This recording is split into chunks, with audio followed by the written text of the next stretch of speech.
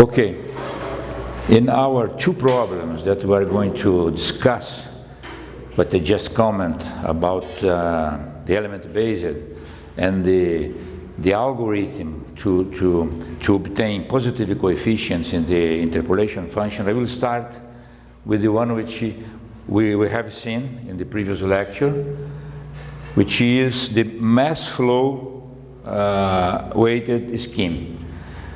Recalling that we always want to find the upstream value based on the mass flow or the donor cell or donor cells if there is more than one. We are using today two-phase flow, oil and water. This is a porous media flow,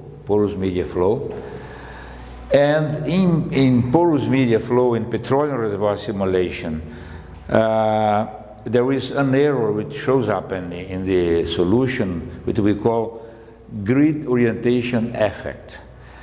This is related with the orientation of the grid with the flow. But if you remember, if you try to use, in Navier-Stokes equation, if you try to use one-dimensional interpolation functions, you keep using on-dimension interpolation function, and you put the grid non-aligned with the flow, there is numerical diffusion. Here is the same. If the grid is not aligned with the flow, the grid orientation effect, the name is already saying that, the grid orientation effect arises. And then we are using this problem, which two-phase flows, I'm saying, water injecting in some well, porous media, the reservoir, and the oil being produced in some production wells. And just to remember here, the customary practice or the common practice, what's normally done, is to use a one-dimensional interpolation function when the flow is not one-dimensional. And this is, we have seen this picture in previous slides. And this is telling us that if I want to calculate a variable in this point, one is the integration point, here's the control volume, is the integration point. Normally what you specify, specify upwind. You say that the value here is this one. Or if the flow has this direction, you say that the value here is the upstream value. But one-dimensional here, just picking up here, is this one which is the donor for the information here. We know that this doesn't work. That's why we have the family of algorithms which promote positive coefficients. And what positive coefficient does? They don't allow to have wiggles, overshoots, and undershoots in your solution. When I'm saying overshoots, means we are not accepting values of the solution which is higher than the range where the solution changes, and undershoots is the lower value. And then we already learned that I'm just bringing back here to refresh. This is our element, and what we learned, that if you want to find the value of at this integration point, it may depend on 2 points. The circle in red is the points where is influenced this one.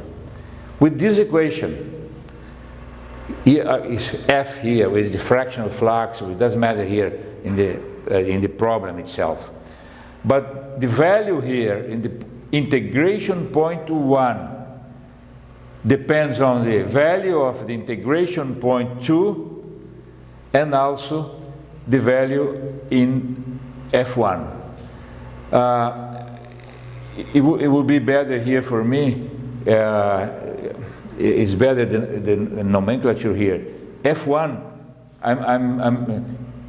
F the integration point 1 is here. F1 is here. And F2, I should put here, integration point 2 will be better, okay? Because it can be misunderstood here. This F2 is this one. It's not that one. It's this one, integration point 2, and this one,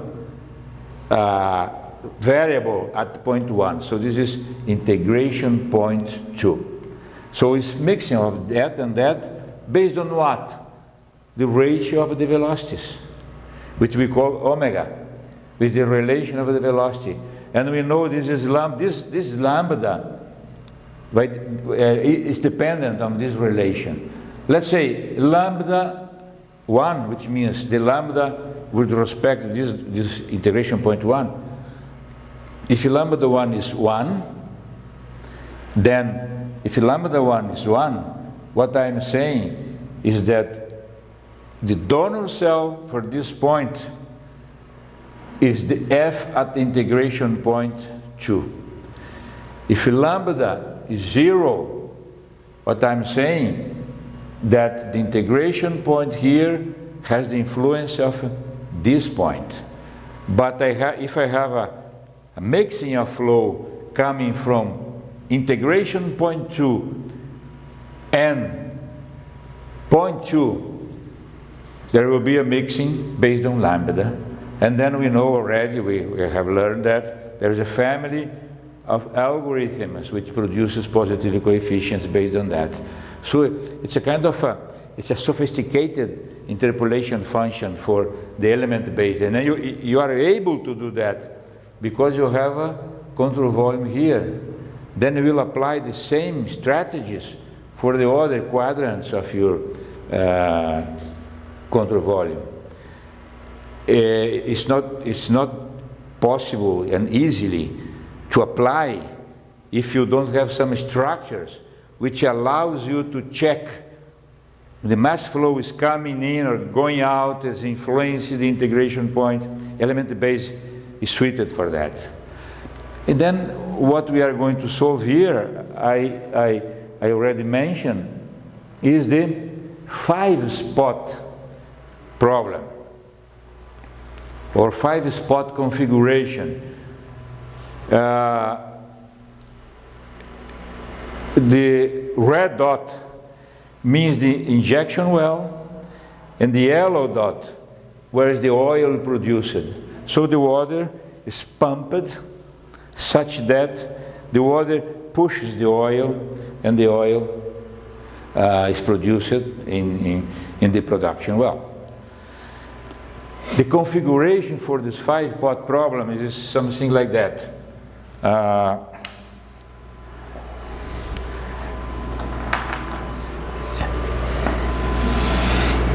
Is a kind of construction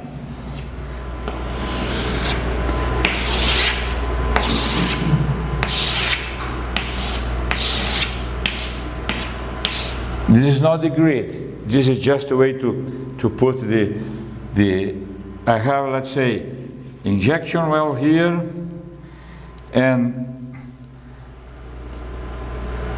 I will put an X here. If I just do a dot with yellow, it will not show up very well. So this is production wells. One injection well is surrounded by 4 production wells, and that's the same happens with this production well is surrounded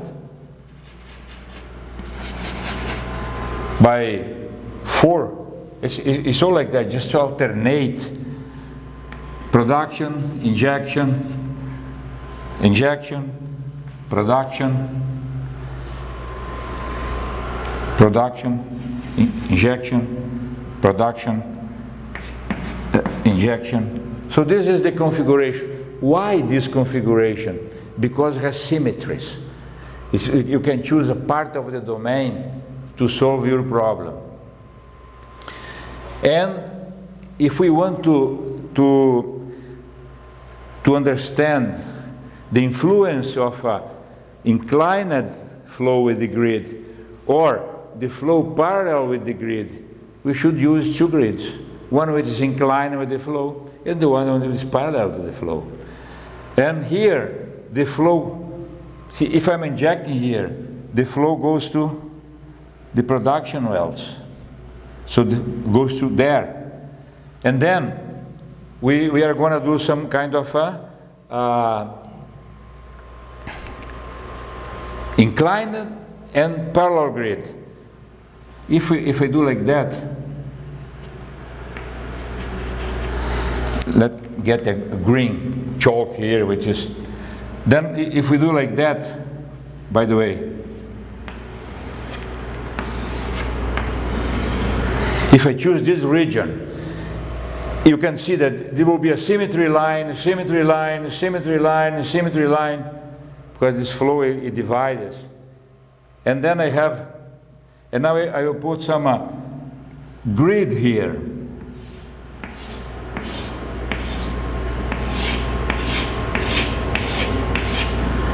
See, the flow is from the injection well going to the production well, so the flow goes this direction.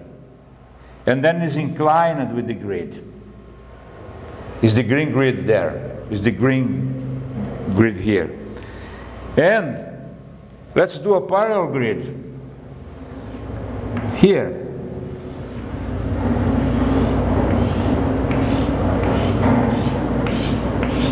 Here's a parallel grid. Pay attention that if I solve in this one, the front, water front, and let's just say that if you don't have, let's say, if you have like a hyperbolic problem, you have a sharp front water pushing the well. Of course, this is not a sharp front, but I'm not going to go into that. You may have fingers of water entering the oil. But this problem, suppose that we have a sharp interface between the oil and the water. So it's a pulse which is traveling in this reservoir, in this domain. It's easy to understand that the pulse is doing like that. See, if I solve in this grid, I'm capturing the physics on this grid parallel. If I solve in this one, I'm getting the solution for the inclined grid, because here's the flow is here and the grid is here, it's inclined. And then this is the solution. When you solve here, flows from here to there, here's the front going on. But in this grid, the front is going on also here. So the solution has to be the same in both grids. That's what we are going to compare. If you get this solution, a little bit of this solution, this is the solution in the domain. So solving a grid which has some inclination with the flow, and the other one which does have that inclination, the principle. And then let's see the results. Solving on this green grid and in this brown grid, they are a little bit different in size, because they are different size, they are different physical lengths here in the reservoir. So one grid is 20 by 20, it seems to me, and the other one is 28 by 28, something like that. 20 by 20. In the diagonal grid, the inclined grid we're calling it diagonal, and the other one is the parallel grid. And this is the solution using conventional finite, conventional one-dimensional upwind, so just picking up the upstream value as I discussed. This is the mass flow mass-weighted upstream scheme with the Schneider and Rho scheme that we have seen in a previous lecture. And this is another lambda, which is calculated by, of course, always involving the rate-flow ratio, always. But then, classical upwind, Rho Schneider, and this scheme, which is a different way to calculate the lambda, which weights the 2 points who are influencing the integration point. This is for mobility rate to 10. What's mobility rate? Is in this problem, it's just the ratio of the viscosity. Viscosity of the water and viscosity of the oil. So viscosity of the oil divided by viscosity of the water, so it's 10. Means that you may have, you know, it's more difficult to push the oil. You may have fingers. This is what really happens in reality, in actual flow. Water tries to enter the oil to some kind of a fingering, which is not easy to capture, such fingers numerically. See, completely wrong results in the two grids, completely wrong results.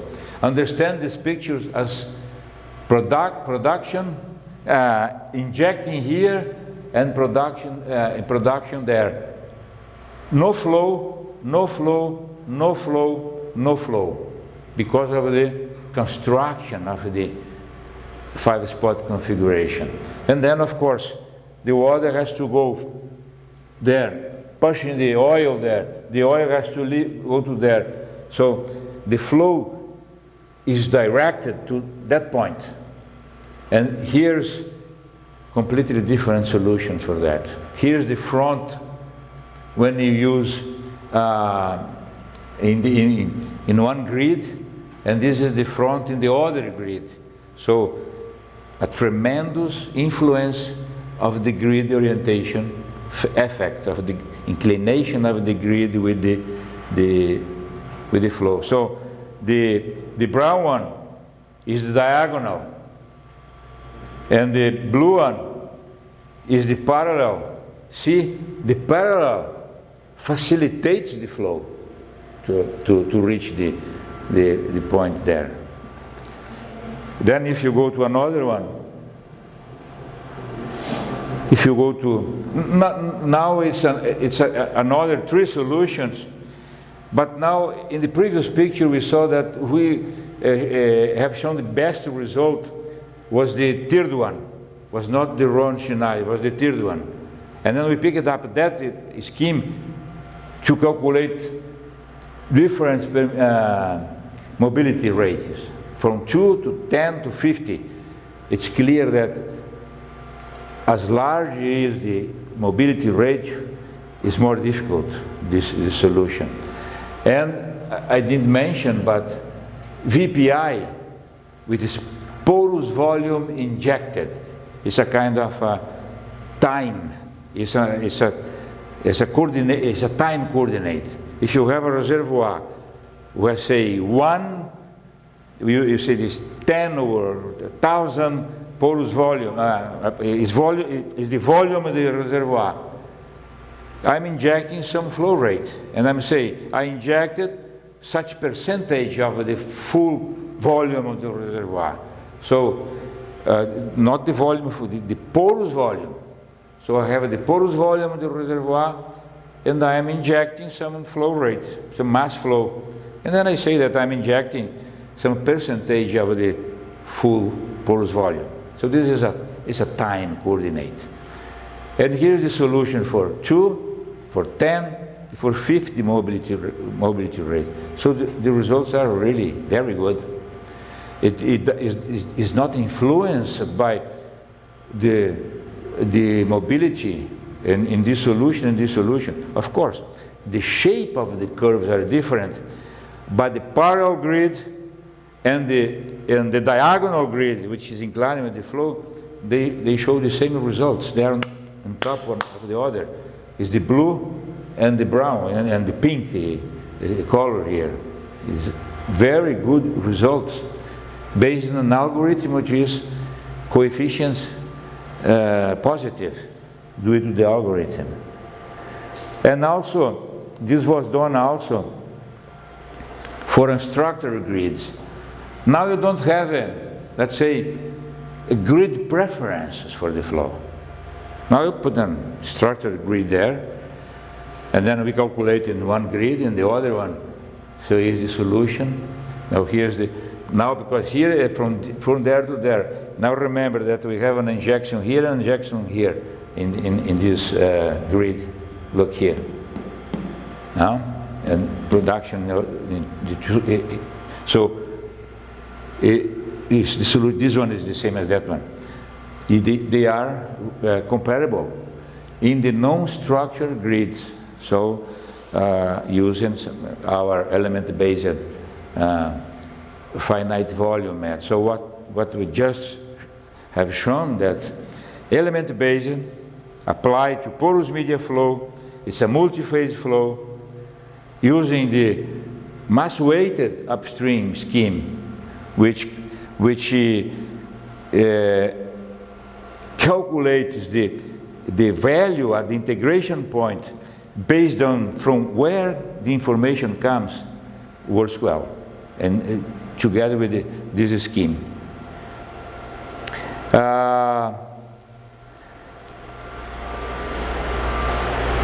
Now I'm going to show an animation for that, and then using the schemes which generates positive coefficient, which in that region, one of them, which is this one, when the lambda calculates the maximum, which is a relation of mass flow which enters the element, and then you have here conventional one-dimensional upwind scheme. They should go together. What's happening here? See, the solution in the grid, in the green grid, is the same solution as in the other, the orange grid or brown grid, because they are, you know, perfectly the same.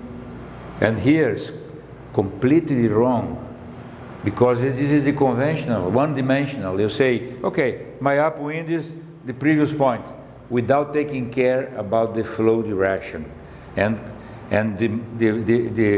the rate of masses which comes from one integration point or from the interior of the domain. So I'm really stressing and repeating that, because this is the most important thing in fluid mechanics, is to have positive coefficients in order to avoid undershoots, overshoots, and in order to be in a region where you have a scheme where you minimize the numerical diffusion and fluid flow in every Stokes, and here you minimize the grid orientation effect, which is a similar behavior as numerical diffusion. So let's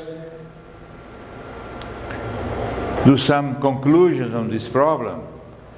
So it's a novel approach applied to petroleum reservoir engineering, which prevents the grid orientation effects. And the approach, I already went through these conclusions. The approach is based on the uses of upwind interpolation, taking care of the flow directions. And there is a family of these schemes, not just one. You have to be inside that region where all the schemes which promotes positive coefficients lies. And the scheme guarantees positive coefficients, therefore the solutions are free of spurious oscillation and unbounded values on your solution. I already talked about the overshoots and undershoots. And then, just repeating, this is an element-based application to a multi-phase flow, in this case oil and water, but we already applied that for 3D flows with different grids, which shows the capability of the element-based associated with good interpolation schemes, which generates positive coefficient. I would like to take your time a little bit also to do some comments on the performance of element-based finite volume method compared with two other methods using tetrahedral grids. Tetrahedral grids is the normal grid generated by the grid generation package. Based on that, element-based creates the control volume. Some methods uses the element as the control volume, and then comes the class of techniques which uses the triangular in 2G or tetrahedral grids in 3D to solve fluid flow problems or some other problems, creating the control volumes based on this grid. And then we like to compare and see some of the performance of the element-based against other two methods. And what is the motivation for that? The motivation comes from the petroleum reservoir engineering again. Well, we are always, in the last 20 years, deeply involved with developing techniques, methods to simulate the multi-phase flow in porous media, to simulate the oil production in the reservoir. And one of the, let's say, widely used techniques to solve the fluid flow in petroleum reservoir is the use of what we call corner point grids. Corner point grids. What is a corner point grid? It's not really a Cartesian grid, but it's a Cartesian grid which can be, a little bit distorted, but it's basically a Cartesian grid. It's shown here as a Cartesian grid in 3D, and then we are showing the lines are wells which are inside the reservoir, and I want to calculate the oil flow to the well, going to the surface facilities, the oil production. And the well, we want to have some kind of a curvilinear grid on the well, so it's a type of cylindrical grid, cylindrical which is distorted in terms of the axis. And it's here in a zoom, the well, in this grid. Now, this grid has to be inserted in the corner point grid, which is the Cartesian grid there. Something like that. There is an excavation of the grid in the Cartesian grid or the corner point grid, and then you put there the well with the cylindrical grid around the well, and to join the cylindrical grid around the well with the Cartesian grid, there is some kind of transitional grids. And this transitional grid made of tetras or other elements which can fit the Cartesian grid at some time to fit the surface of the circular grid around the well. So polyhedrical grids were studied here on this problem, But what I'm going to show you is the use of tetrahedral grids for this problem. what we want to do is just compare the performance of a 3 discretization methods in a highly anisotropic problem. You have a principal direction of an anisotropy with different ratios of anisotropy from 1, 10, 100, and 1,000, and see the behavior of the 3 methods solving this multi-phase flow in this grid, in this transitional grid, using tetraedrons.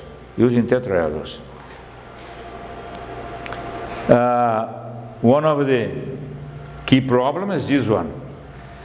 You have the well, you have your cylindrical grid around the well, and this has to finish somewhere in the Cartesian grid. Yeah, I'm repeating, or the corner point grid. And then you can have a conformal, you can have a tetra conforming with there, or not conforming.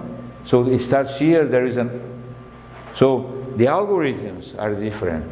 Or you have to choose some kind of algorithm to generate this grid in order to be always conformal. So it's not easy. I don't think it exists ready for the users to generate polyhedral grids. Normally, you have a software which picks up the tetrahedral grids and generates the polyhedral grids. I don't know the software that gives you right away the polyhedral grid done. If it's going to do like that, probably inside the generator there is the agglomeration of tetras in order to make a polyhedral grid. So normally the grid generation gives you the polyhedral grid, the tetrahedral grid, and then you do whatever you want with that grid. You can use as a control volume, and then you use a cell center, or you can join several tetras and create a polygonal grid, which is similar to the one was in the previous picture. And then this is, if you use just the tetras, you will have four neighboring tetras, right? A tetra has 4 faces, and each face fits one, and then this is your domain with tetra grids. What are the discretization methods we are considering here? One is the cell center multi-point flux approximation. It's better I explain a little bit why this name, multi-point. Normally, in the petroleum engineering, because of the difficulties with the grids, you just use 2-point grid approximation.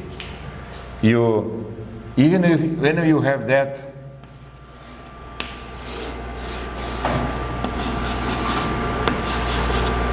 I have a control volume here, another one there. The line with joints is not in the normal. This is the normal. But in order to make more simple algorithms, you say, I will find my flux here. Let's put P and E. The flux is just function of P and E. Or let's say pressure, mass flow, anyway, P volume, E volume, and the flux here is a function of only P and E.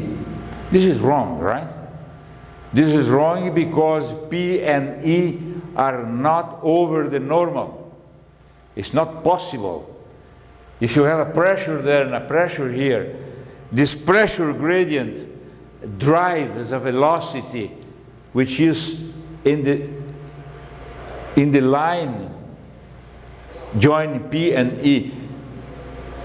Pressure there minus pressure here, which is the gradient of pressure in this line, what you can call it, let's say Xi, is not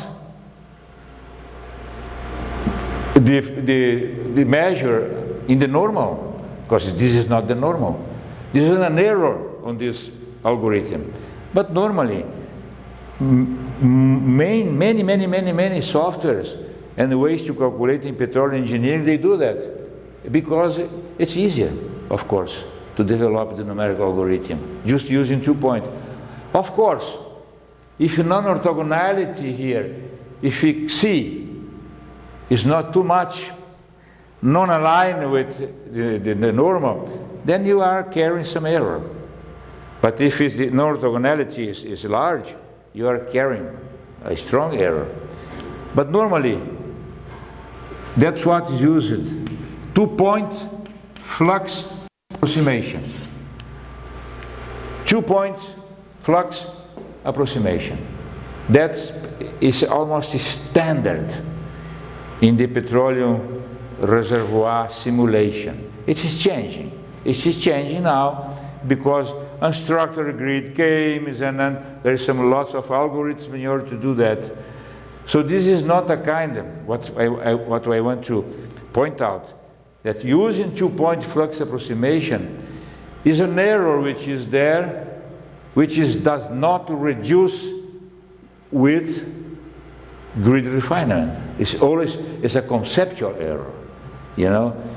Sometimes you have a correct calculation, and the exact value is not that one because your grid is coarse. And then when you are going to refine your grid, you are going to get the right flux calculation because it is conceptually right, the calculation of the flux. This is the 2-point flux approximation is conceptually wrong. And then you are always having errors independently of the grid refinement. But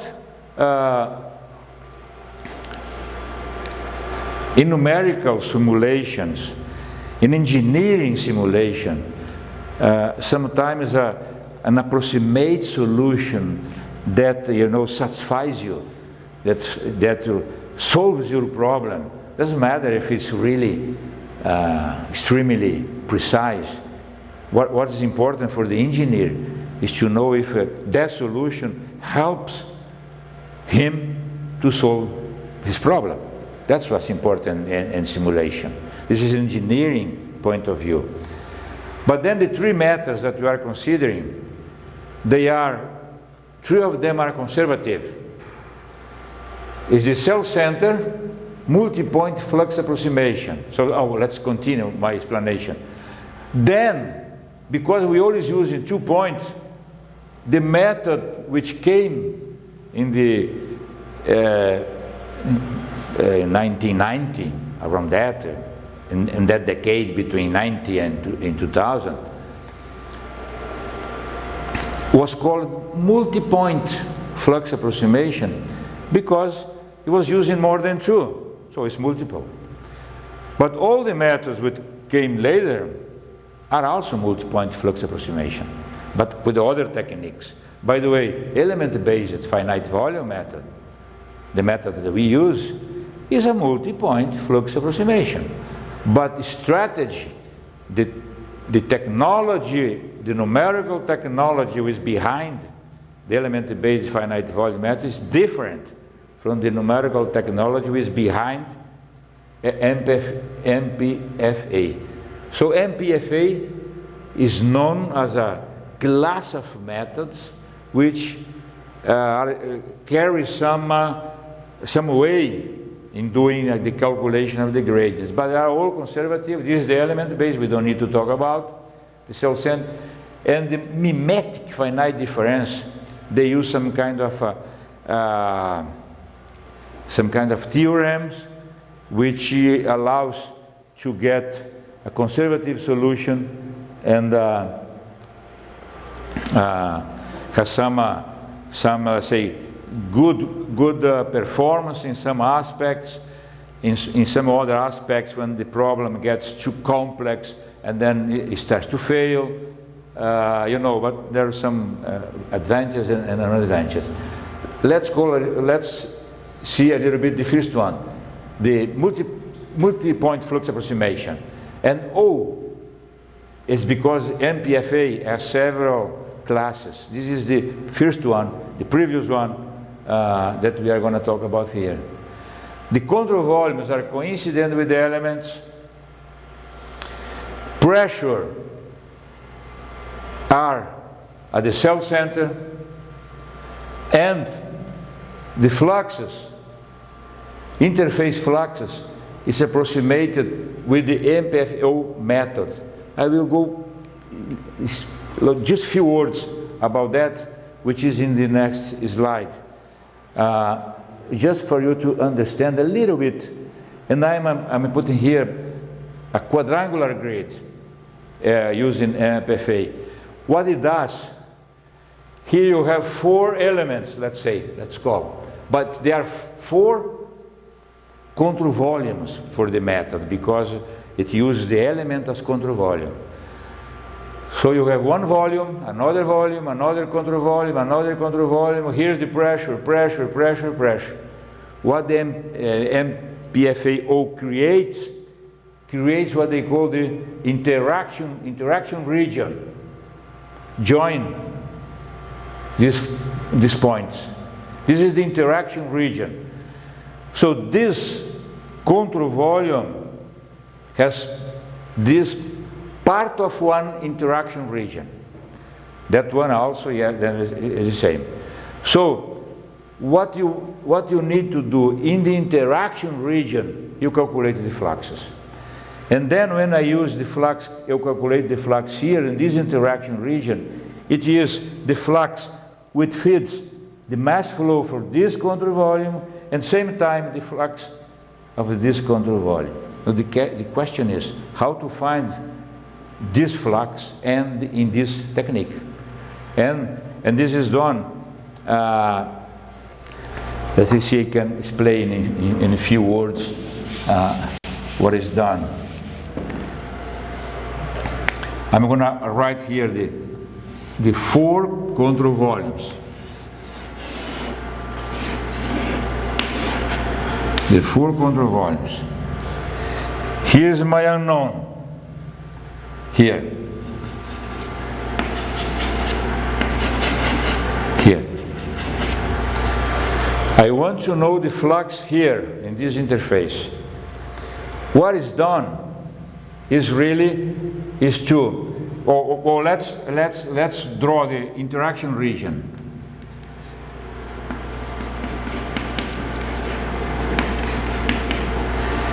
Dashed line here in my drawing is the interaction region. And then I want to calculate this flux for this control volume and also for this one. And how it is done? What is done?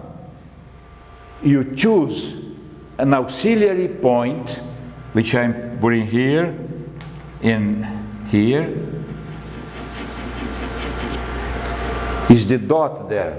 Well, let's put it exactly as the picture.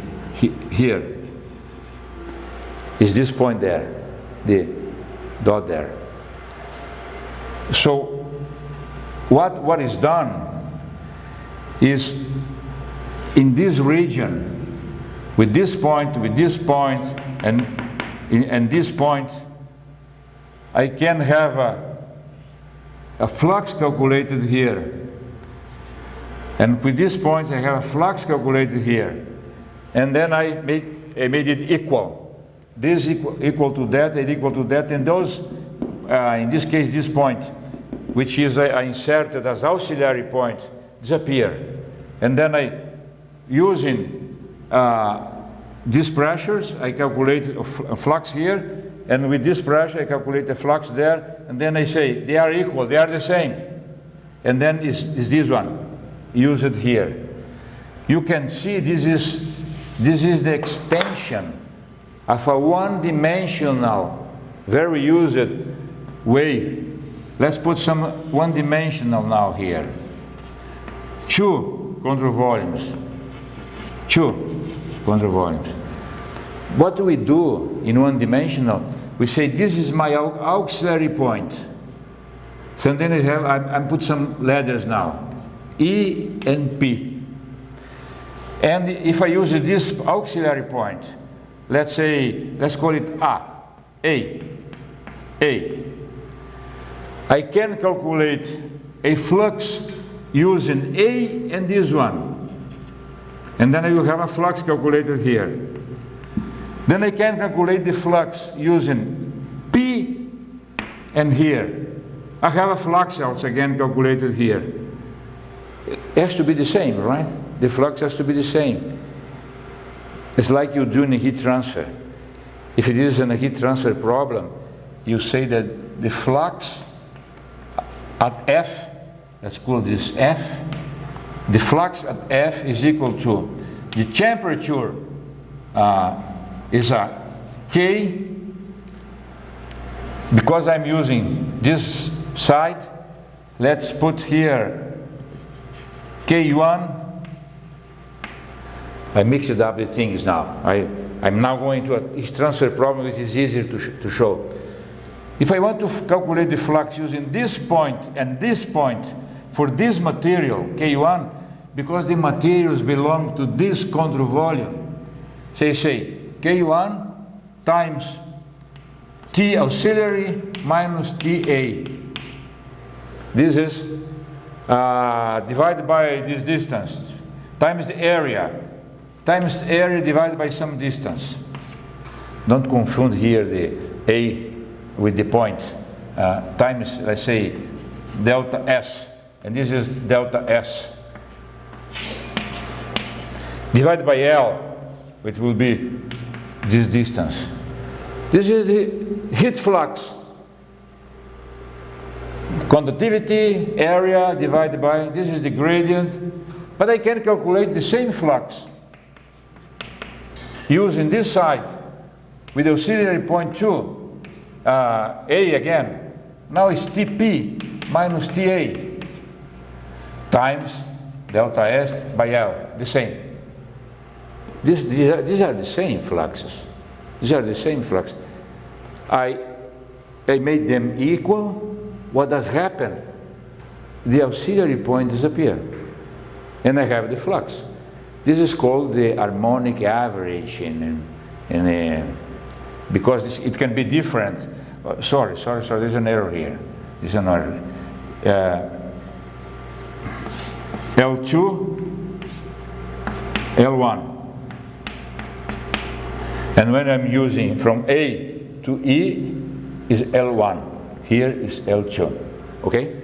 The gradient. There was an error there. Now I made them equal. I equate them. And this one will disappear. And I have the flux. Multi-point flux approximation does exactly the same, but in 2D. Calculates the flux here based on the points, creates an auxiliary point which disappears, and then you have a solution, a little internal solution for this interaction region where you calculate all the fluxes. And then of course you have another interaction region here where you have another flux. So these two flux feeds this element, this control volume, you know. There is a local problem to be solved in order to make the auxiliary point disappear and to calculate it. It's exactly the same as the 1D problem, extend to 2D and 3D. So that is the base of MPF, multi-point flux approximation O. The element base we don't need to discuss. The flux are calculated, integration points, the control volume is created based on the tetras, and the mimetic finite difference. So, of course, I cannot go through that. I'm just telling about that in order we are comparing with it. Just telling that in the mimetic finite difference, differential operators are discretized satisfying fundamental identities. So divergence theorems and some generalized solutions are used. Besides pressure at cell center, pressure at the centers and normal velocity at the faces are used in the approximation. So besides this unknown, pressure is also stored in this point, and velocities are stored also in the faces.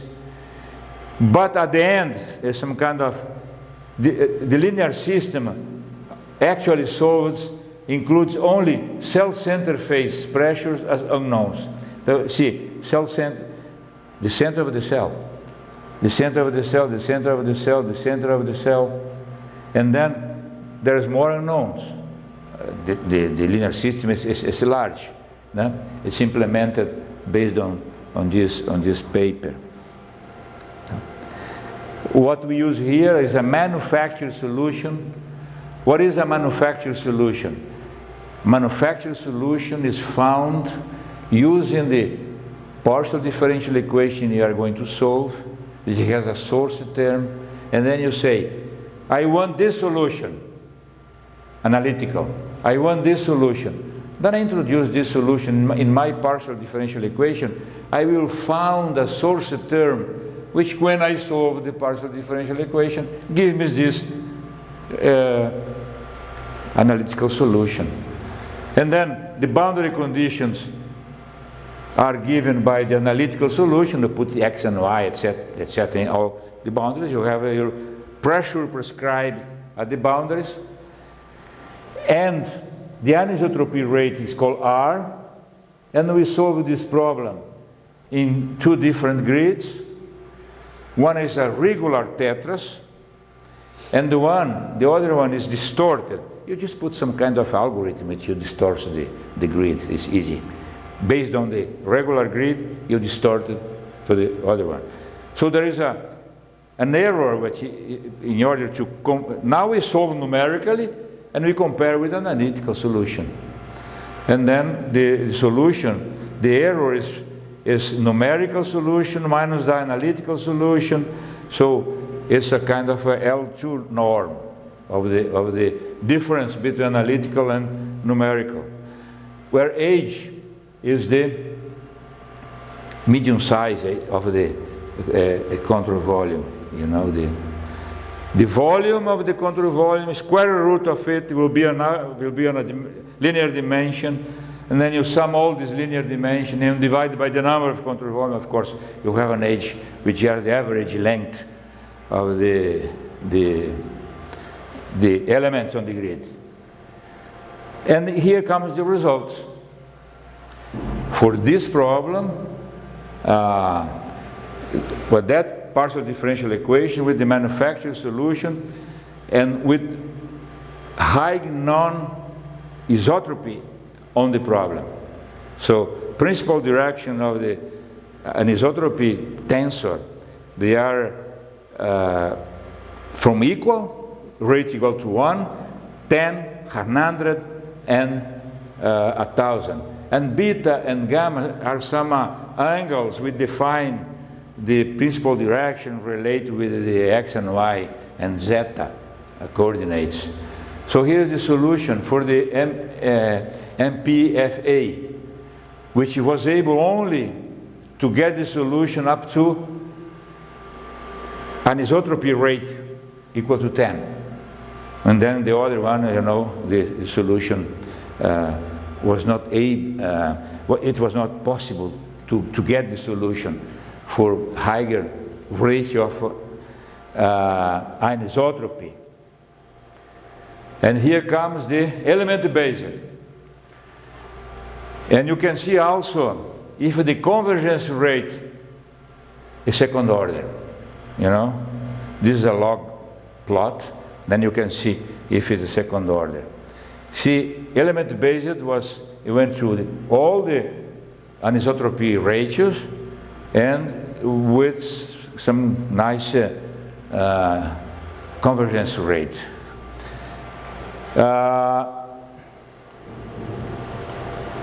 Mimetic finite difference. Mimetic, the norm was computed only using cell-center pressure.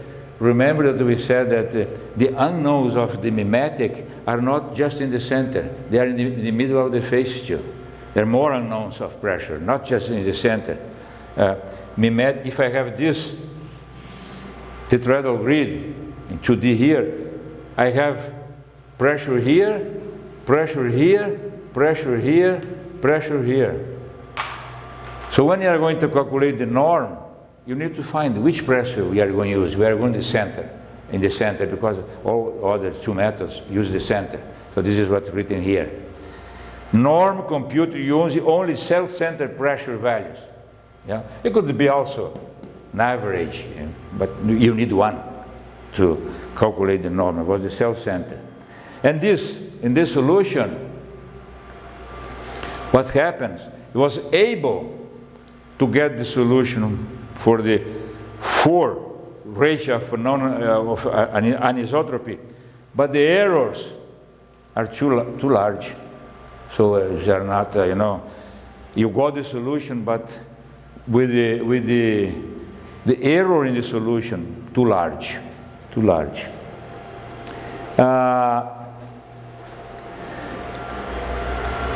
So MPFAO just could compute grids anisotropy 1 and 10. Mimetic was able to go through all the 4 ratio of anisotropy, but with large error. And element basis was able to solve the 4 ratios and with compatible errors for a numerical solution for engineering problem. And then if we relate now, this is not relation direct to the computational cost, but it will influence the computational cost. The cell center, multipoint, cell-vertex, element-based, and mimetic, finite difference. Here, in the cell center, number of unknowns is the same number of cells. So we could put here the same number of elements, right? Because the unknown is in the center of the element, this is the control volume. Number of unknowns is the number of vertices in the element based, because you join several. And number of unknowns is the number of faces. In the mimetic, because we store also in the middle of the faces, so the number of unknowns is the number of faces, right? This is the number of... The linear system will contain coordinates from center and also the... it's a smaller stencil in tetrahedral grid, you know, but at expense of some higher errors. This is one picture, but I think I have this picture. See, cell center, MPFA, element based, mimetic, but I have this, I'm going 2 slides ahead. It's better to see here. This is another, this is 2-point flux approximation also that we put together. In this picture it comes together here, but in the other I didn't mention it up to now. I put this picture because it's easier to find the number of equations in your linear system, and this is the number of cells. So this was one problem solved with 235,000 nodes. And then in the MPFA you have the same number. In mimetic, if you are using 235,824 tetras, ends up with 464,000 unknowns. The one which is the cell center, which is the same number of tetras, is the same. The number of equations in the linear system is the same as the number of cells. I'm saying that there is 235,824 cells. So this is the number of nodes. But now, there's another thing important. The number of zeros. The number of zeros in your equation. In the MPFA, there is 15 million 16 million zeros on the non-zeros in the equation. You have to deal with all these non-zeros. Element-based is 500,000. This one we didn't discuss it. Mimetic, 3 million. Non-zeros in the linear system. So the most compact linear system is the element-based. I jumped the two slides because that was the plot of this thing. You know, is the same. This is the number of unknowns and number of cells. If you have 1,000, it will be 1,000 in the element-based, in the cell center. In the element-based, if you have 1,000, it will be close to 100 unknowns. You have 1,000 cells, will be 100 unknowns. If you go to the cell center, MPFA, you have 1,000, it will be 1,000, because you use the same, you know. That's why some commercial softwares, they get the tetragrid 3D, and they construct polyhedral grids in order to reduce the number of variables for your linear system. So the two pictures that I already showed is the same here, and this is the number of non-zeros. It's the same. These two slides are representing another form which I already shown. And some conclusions on that. The only method that showed a reasonable behavior in highly anisotropic case was the element-based finite volume. Surprisingly, that was really a surprise, the cell-centered version of MPFA could not provide numeric solution for anisotropy ratios larger than 10. Mimetic demonstrated the consistent error decreasing as grids were refined, but excessive error grow when the anisotropy level increased. If you remember, MFD, the 4 lines were there, but when the anisotropy was 100 and 1,000, the error was on the top of the graph, so it was error which was not acceptable. By far, element-based is the least demanding method in terms of computational cost, because it leads to a smaller linear system and the most sparse coefficient matrix among the compared methods, considering the same grid. So the non-zeros are not a lot which you have to work with, you know, in an iterative. Remember that when you are solving in an iterative way, you only deal with the non-zeros. But if you have a lot of non-zeros, you have to deal with a lot of non-zeros. And then there's some, I'm not saying element-based is the best of the world, but I'm saying these several tests we have done, it is a clean method, it's easy to implement, it's a element by element sweeping is nice for programming, so it is an elegant method to implement, and with good results in several problems that we have dealt with, and in which 2 of them I just show for you here. So we finish our lecture, our course on unstructured grids. We went through cell center, cell-vertex. We talk a little bit about Voronoi grids, which are orthogonal, locally orthogonal. We try to put inside these geometrical aspects of unstructured grids to bring some older knowledge about numerical methods, interpolation function, solution of the linear system, multi-grid method. It was my purpose to have this almost 10 hours course containing the necessary geometrical ingredients of an unstructured grid method, together with inside the numerical methods, which I already mentioned. interpolation functions in linear system and details about the numerical techniques, which is independent of the grid.